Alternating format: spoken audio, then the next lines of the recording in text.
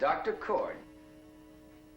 They told me you were waiting to see me. Look, Mike, I want to do some reading on therapy. You know the whole process of recuperating. Ah, the process of recuperating, huh? Well, you know, that's rather a large field. I'm serious. Yes, I know you are. Offhand, I'm not familiar with any readings for laymen. Well, forget layman.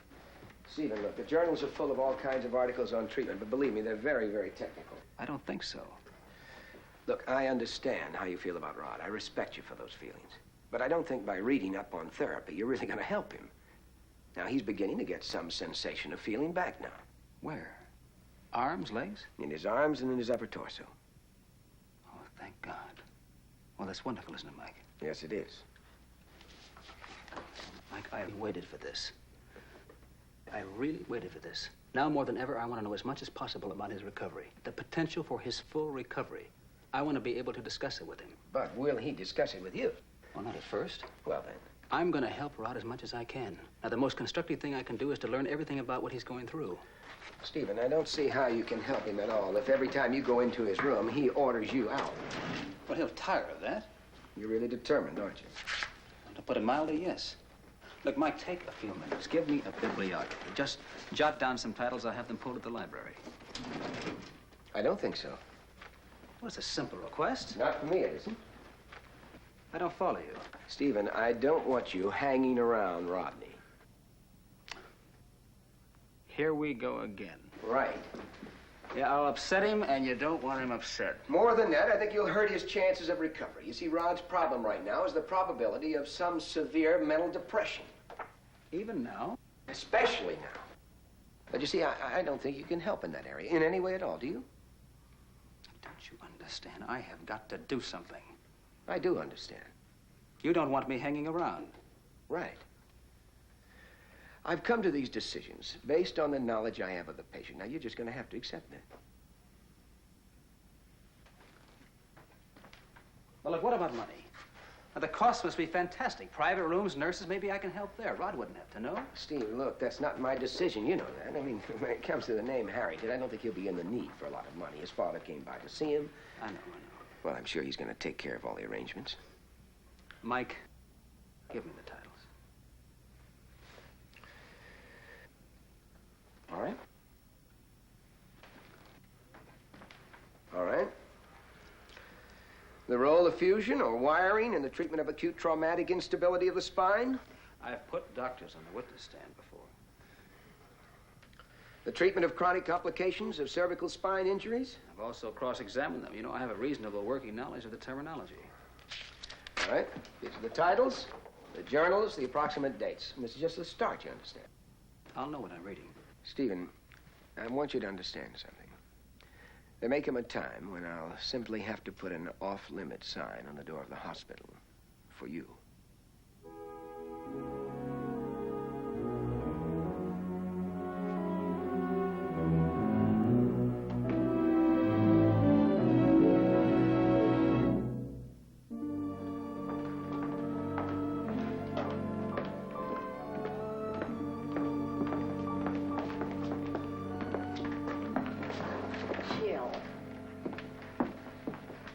Why did you do it?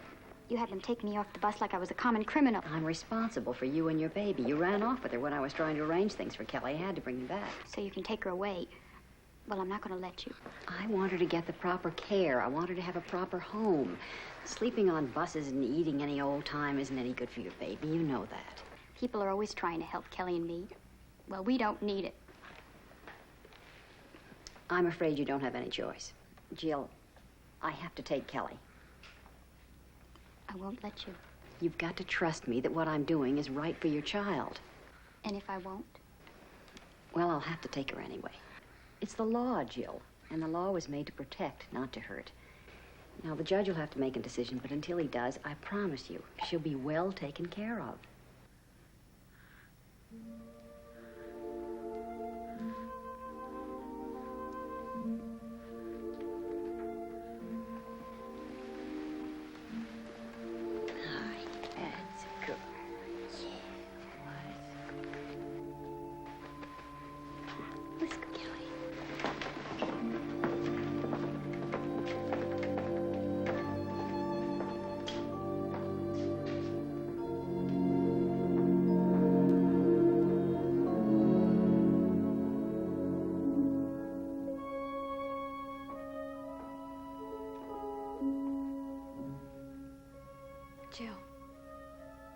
Listen, maybe I can help you.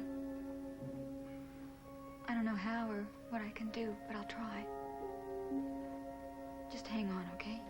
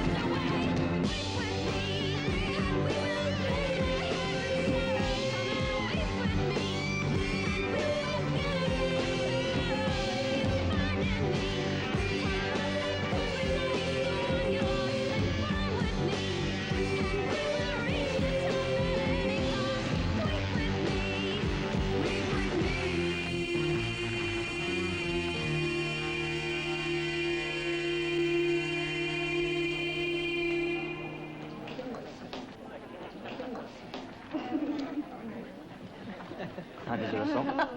Like, thanks for the dance, Carolyn. Like, you welcome rock. And maybe...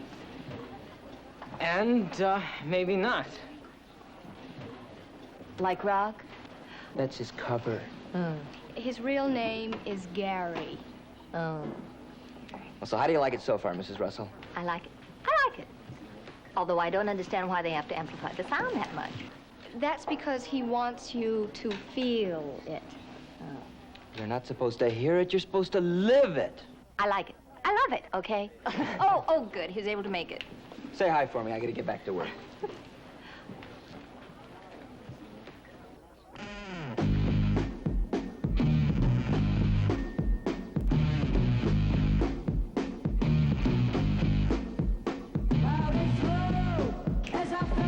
Sit down before the sound knocks you down. May I? Excuse us. Let's, groove. Hi. Hi.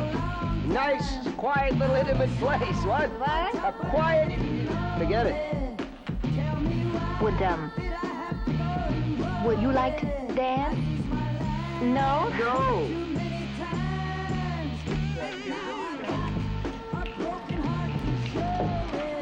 I think the old folks want to dance. So? I think they need a little encouragement.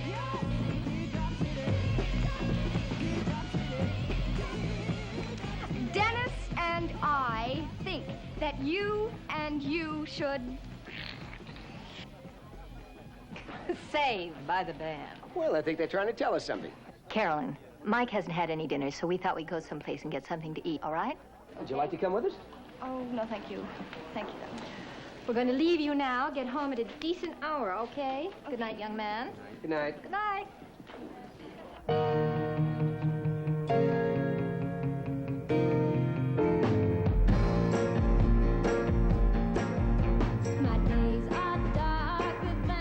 Well, so much for the generation gap. Wow, too much clothes. Well, don't you want to dance? I'll be right back. I'll be right back. Where's the world you live for me? Painted things from the past. I faded things that couldn't last. Where are all the magic colors that used to light my way? Where are all the magic colors? I must find those rainbows of yesterday.